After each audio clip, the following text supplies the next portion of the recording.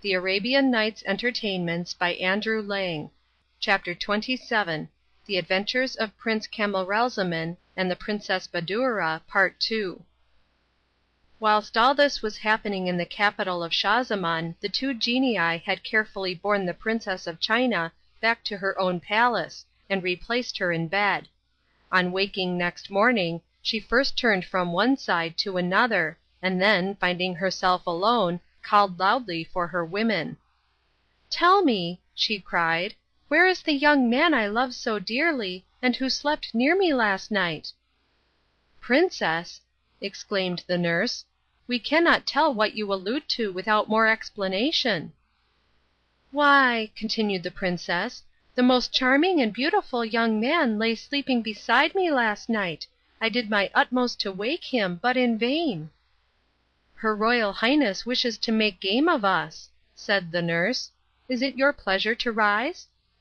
"I am quite in earnest," persisted the princess, "and I want to know where he is." "But, princess," expostulated the nurse, "we left you quite alone last night, and we have seen no one enter your room since then." At this the princess lost all patience, and taking the nurse by her hair she boxed her ears soundly, crying out, "You shall tell me, you old witch, or I'll kill you." The nurse had no little trouble in escaping, and hurried off to the queen, to whom she related the whole story with tears in her eyes. "You see, madame," she concluded, "that the princess must be out of her mind. If only you will come and see her, you will be able to judge for yourself." The queen hurried to her daughter's apartments, and after tenderly embracing her, asked her why she had treated her nurse so badly. "Madame," said the princess, "I perceive that your majesty wishes to make game of me, but I can assure you that I will never marry anyone except the charming young man whom I saw last night. You must know where he is, so pray send for him."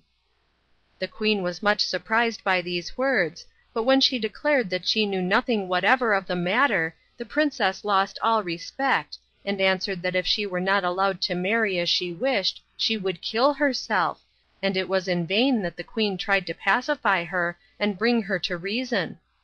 The king himself came to hear the rights of the matter, but the princess only persisted in her story, and as a proof showed the ring on her finger. The king hardly knew what to make of it all, but ended by thinking that his daughter was more crazy than ever, and without further argument he had her placed in still closer confinement, with only her nurse to wait on her, and a powerful guard to keep the door.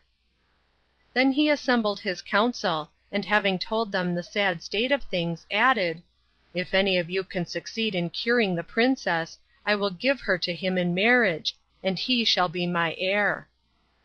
An elderly emir present, fired with the desire to possess a young and lovely wife, and to rule over a great kingdom, offered to try the magic arts with which he was acquainted.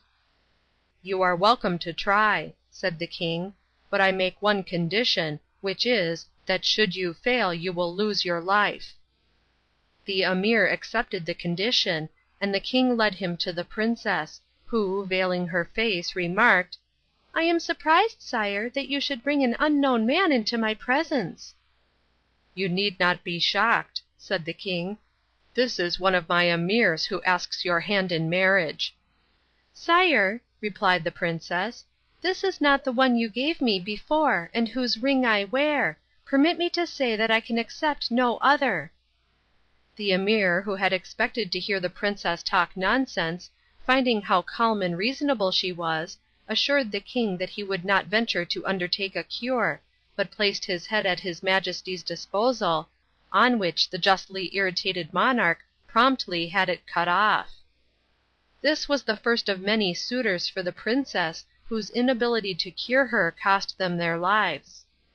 Now it happened that after things had been going on in this way for some time, the nurse's son Marzavan returned from his travels. He had been in many countries and learnt many things, including astrology. Needless to say that one of the first things his mother told him was the sad condition of the princess, his foster sister. Marzavan asked if she could not manage to let him see the princess without the king's knowledge. After some consideration his mother consented, and even persuaded the eunuch on guard to make no objection to Marzavan's entering the royal apartment. The princess was delighted to see her foster brother again, and after some conversation she confided to him all her history and the cause of her imprisonment. Marzavan listened with downcast eyes and the utmost attention. When she had finished speaking, he said, "If what you tell me, princess, is indeed the case, I do not despair of finding comfort for you. Take patience yet a little longer. I will set out at once to explore other countries, and when you hear of my return, be sure that he for whom you sigh is not far off." So saying, he took his leave and started next morning on his travels.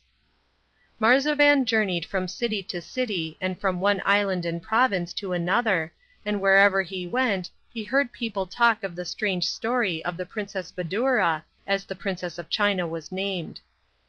After 4 months he reached a large populous seaport town named Torf, and here he heard no more of the Princess Badoura, but a great deal of Prince Camaralzaman, who was reported ill, and whose story sounded very similar to that of the Princess Badoura. Marzavan was rejoiced, and set out at once for Prince Camaralzaman's residence.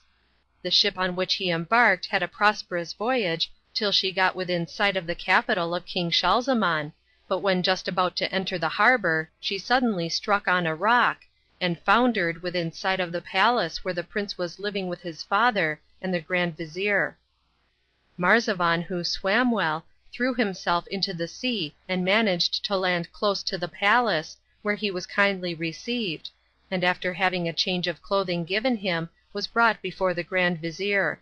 The Vizir was at once attracted by the young man's superior air and intelligent conversation, and perceiving that he had gained much experience in the course of his travels, he said, "Ah, how I wish you had learnt some secret which might enable you to cure a malady which has plunged this court into affliction for some time past." Marzavan replied that if he knew what the illness was, he might possibly be able to suggest a remedy, on which the Vizir related to him the whole story of Prince Camaralzaman. Upon hearing this, Marzavan rejoiced inwardly, for he felt sure that he had at last discovered the object of the Princess Badoura's infatuation. However, he said nothing, but begged to be allowed to see the prince.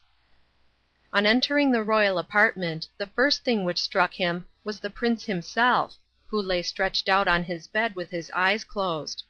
The king sat near him, but, without paying any regard to his presence, Marzavan exclaimed, "Heavens, what a striking likeness!" And, indeed, there was a good deal of resemblance between the features of Camaralzaman and those of the Princess of China. These words caused the prince to open his eyes with languid curiosity, and Marzavan seized this moment to pay him his compliments, contriving at the same time to express the condition of the Princess of China in terms unintelligible indeed to the Sultan and his Vizir, but which left the prince in no doubt that his visitor would give him some welcome information. The prince begged his father to allow him the favour of a private interview with Marzavan, and the king was only too pleased to find his son taking an interest in anyone or anything. As soon as they were left alone, Marzavan told the prince the story of the Princess Badoura and her sufferings, adding, "I am convinced that you alone can cure her, but before starting on so long a journey you must be well and strong, so do your best to recover as quickly as may be." These words produced a great effect on the prince, who was so much cheered by the hopes held out that he declared he felt able to get up and be dressed. The king was overjoyed at the result of Marzavan's interview, and ordered public rejoicings in honor of the prince's recovery. Before long the prince was quite restored to his original state of health, and as soon as he felt himself really strong he took Marzavan aside and said, "Now is the time to perform your promise. I am so impatient to see my beloved princess once more that I am sure I shall fall ill again if we do not start soon. The one obstacle is my father's tender care of me, for, as you may have noticed, he cannot bear me out of his sight." "Prince," replied Marzavan, "I have already thought over the matter, and this is what seems to me the best plan. You have not been out of doors since my arrival. Ask the king's permission to go with me for 2 or 3 days hunting, and when he has given leave, order 2 good horses to be held ready for each of us. Leave all the rest to me." Next day the prince seized a favorable opportunity for making his request, and the king gladly granted it on condition that only 1 night should be spent out, for fear of too great fatigue after such a long illness. Next morning Prince Camaralzaman and Marzavan were off betimes, attended by 2 grooms leading the 2 extra horses. They hunted a little by the way, but took care to get as far from the towns as possible. At nightfall they reached an inn, where they supped and slept till midnight. Then Marzavan awoke and roused the prince without disturbing any one else. He begged the prince to give him the coat he had been wearing, and to put on another which they had brought with them. They mounted their second horses, and Marzavan led one of the groom's horses by the bridle. By daybreak our travelers found themselves where 4 crossroads met in the middle of the forest. Here Marzavan begged the prince to wait for him, and leading the groom's horse into a dense part of the wood, he cut its throat, dipped the prince's coat in its blood, and having rejoined the prince, threw the coat on the ground where the roads parted. In answer to Camaralzaman's inquiries as to the reason for this, Marzavan replied that the only chance they had of continuing their journey was to divert attention by creating the idea of the prince's death. "Your father will doubtless be plunged in the deepest grief," he went on, "but his joy at your return will be all the greater." The prince and his companion now continued their journey by land and sea, and as they had brought plenty of money to defray their expenses, they met with no needless delays. At length they reached the capital of China, where they spent 3 days in a suitable lodging to recover from their fatigues. During this time Marzavan had an astrologer's dress prepared for the prince.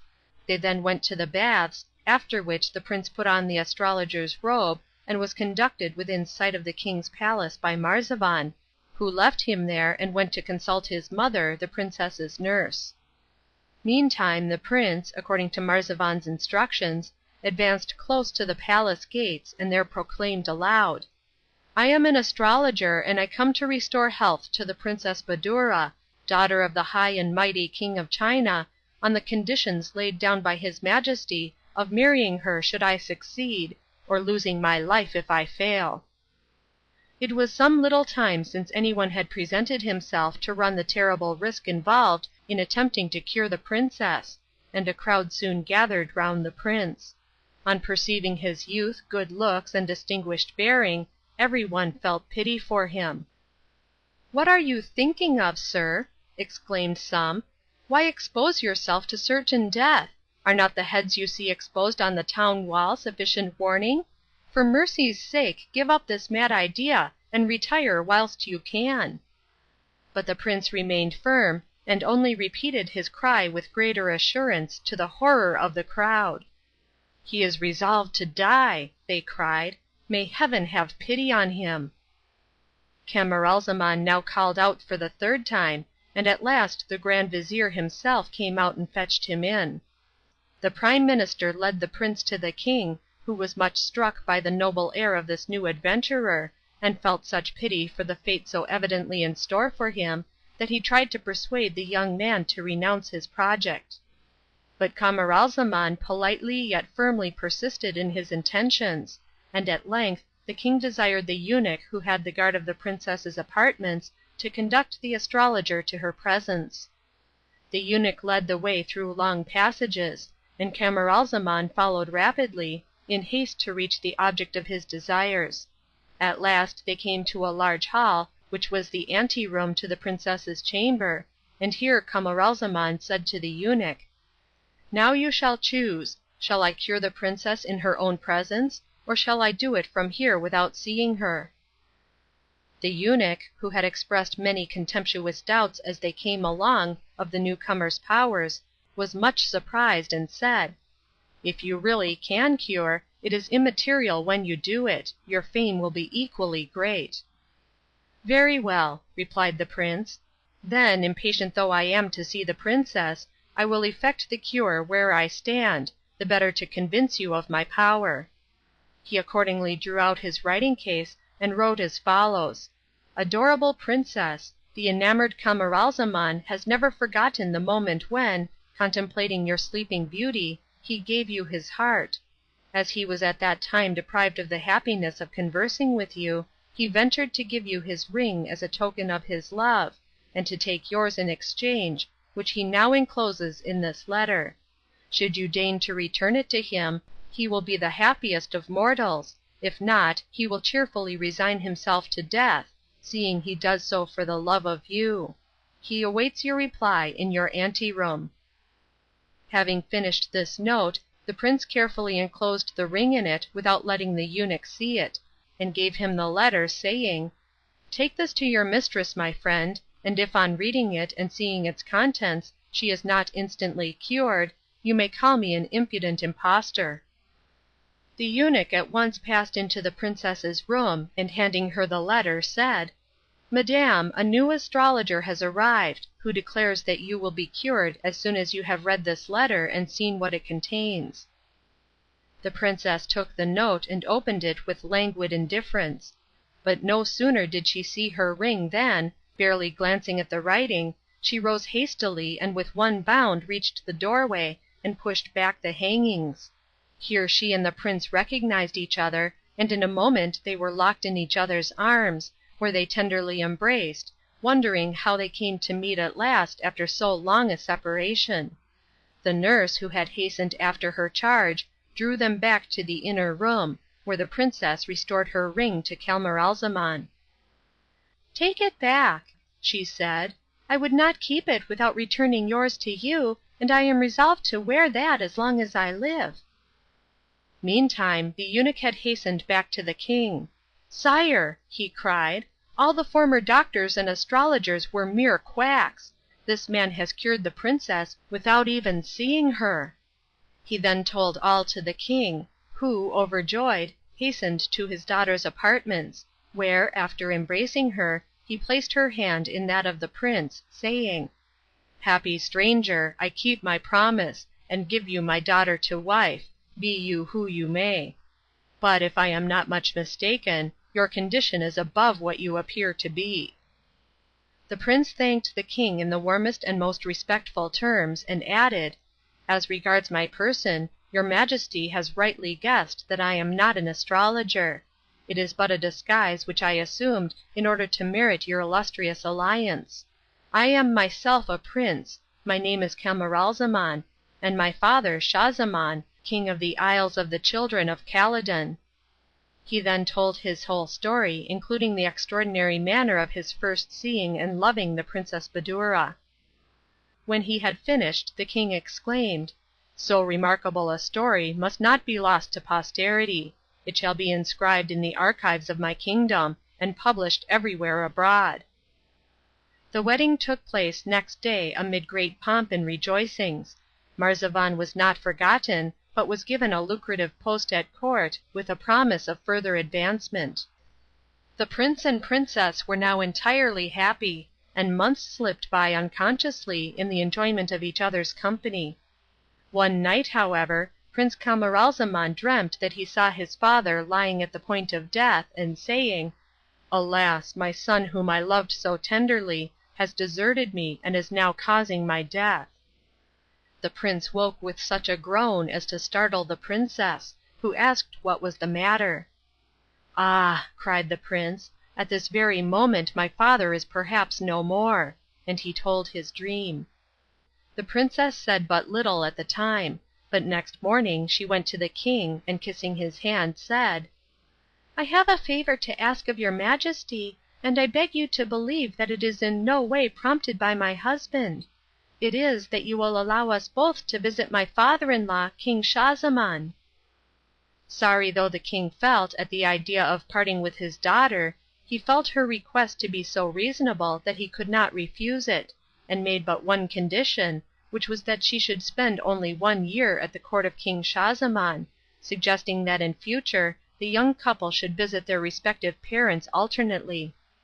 The princess brought this good news to her husband, who thanked her tenderly for this fresh proof of her affection. All preparations for the journey were now pressed forwards, and when all was ready the king accompanied the travelers for some days, after which he took an affectionate leave of his daughter, and charging the prince to take every care of her, returned to his capital. The prince and princess journeyed on, and at the end of a month reached a large meadow interspersed with clumps of big trees which cast a most pleasant shade. As the heat was great, Camaralzaman thought it well to encamp in this cool spot.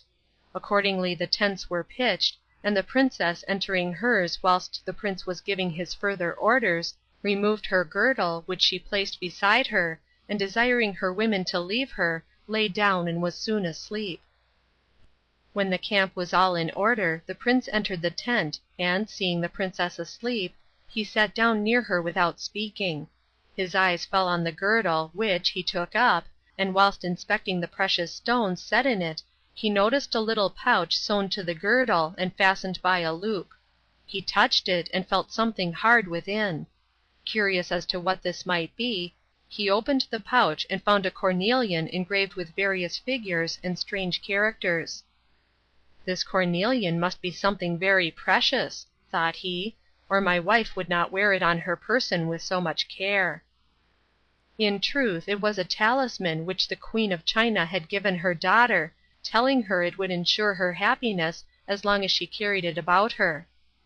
The better to examine the stone, the prince stepped to the open doorway of the tent. As he stood there holding it in the open palm of his hand, a bird suddenly swooped down, picked the stone up in its beak, and flew away with it. Imagine the prince's dismay at losing a thing by which his wife evidently set such store. The bird having secured its prey flew off some yards and alighted on the ground, holding the talisman in its beak. Prince Camaralzaman advanced, hoping the bird would drop it, but as soon as he approached, the thief fluttered on a little further still. He continued his pursuit till the bird suddenly swallowed the stone and took a longer flight than before. The prince then hoped to kill it with a stone, but the more hotly he pursued, the further flew the bird. In this fashion he was led on by hill and dale through the entire day, and when night came, the tiresome creature roosted on the top of a very high tree, where it could rest in safety. The prince in despair at all his useless trouble began to think whether he had better return to the camp. "But," thought he, "how shall I find my way back? Must I go uphill or down? I should certainly lose my way in the dark, even if my strength held out." Overwhelmed by hunger, thirst, fatigue, and sleep, he ended by spending the night at the foot of the tree. Next morning Camaralzaman woke up before the bird left its perch, and no sooner did it take flight than he followed it again with as little success as the previous day, only stopping to eat some herbs and fruit he found by the way. In this fashion he spent 10 days, following the bird all day and spending the night at the foot of a tree, whilst it roosted in the topmost bough. On the 11th day the bird and the prince reached a large town, and as soon as they were close to its walls the bird took a sudden and higher flight, and was shortly completely out of sight, whilst Camaralzaman felt in despair at having to give up all hopes of ever recovering the talisman of the Princess Badoura. Much cast down, he entered the town, which was built near the sea and had a fine harbour. He walked about the streets for a long time, not knowing where to go, but at length as he walked near the seashore he found a garden door open and walked in. The gardener, a good old man, who was at work, happened to look up, and, seeing a stranger, whom he recognized by his dress as a Mussulman, he told him to come in at once and to shut the door. Camaralzaman did as he was bid, and inquired why this precaution was taken. "Because," said the gardener, "I see that you are a stranger and a Mussulman, and this town is almost entirely inhabited by idolaters who hate and persecute all of our faith. It seems almost a miracle that has led you to this house, and I am indeed glad that you have found a place of safety." Camaralzaman warmly thanked the kind old man for offering him shelter, and was about to say more, but the gardener interrupted him with, "Leave compliments alone, you are weary and must be hungry. Come in, eat and rest." So saying, he led the prince into his cottage, and after satisfying his hunger, begged to learn the cause of his arrival. Camaralzaman told him all without disguise, and ended by inquiring the shortest way to his father's capital. For, added he, if I had tried to rejoin the princess, how should I find her after 11 days' separation? Perhaps, indeed, she may be no longer alive. At this terrible thought he burst into tears. The gardener informed Camaralzaman that they were quite a year's land journey to any Mahomedan country, but that there was a much shorter route by sea to the Ebony Island, from whence the Isles of the Children of Khaledan could be easily reached, and that a ship sailed once a year for the Ebony Island, by which he might get so far as his very home. "If only you had arrived a few days sooner," he said, "you might have embarked at once. As it is, you must now wait till next year, but if you care to stay with me I offer you my house, such as it is, with all my heart." Prince Camaralzaman thought himself lucky to find some place of refuge, and gladly accepted the gardener's offer. He spent his days working in the garden, and his nights thinking of and sighing for his beloved wife. Chapter 28.